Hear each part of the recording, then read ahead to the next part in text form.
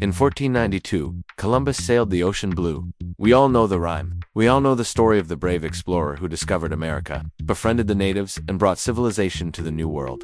But what if I told you that the man we celebrate with a national holiday wasn't a hero, but the architect of one of the most brutal conquests in human history?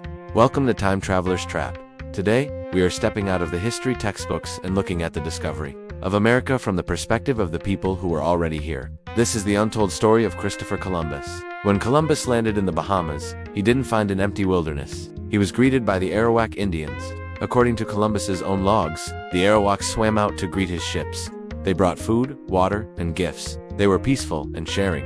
But Columbus wasn't looking for friendship. He was funded by the King and Queen of Spain with one primary goal: gold. As soon as he noticed that some of the Arawaks wore tiny gold ornaments in their ears, the trap was set. Columbus immediately took Arawak prisoners by force, demanding they lead him to the source of the gold. When the massive fields of gold he promised the Spanish crown didn't exist, he had to bring back something else of value: slaves. In 1495, Columbus went on a massive slave raid, rounding up 1,500 Arawak men, women, and children. But it gets worse.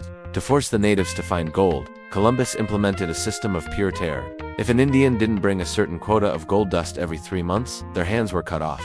We know this not from rumors, but from a young Spanish priest named Bartolomé de las Casas, who witnessed the atrocities firsthand. He wrote that the Spaniards thought nothing of knifing Indians by 10s and 20s, and of cutting slices off them to test the sharpness of their blades. Because of this brutal, forced labor, disease, and massacres, within just a few decades, the entire Arawak population of Haiti, hundreds of thousands of people, was entirely wiped out. History is traditionally written by the conquerors.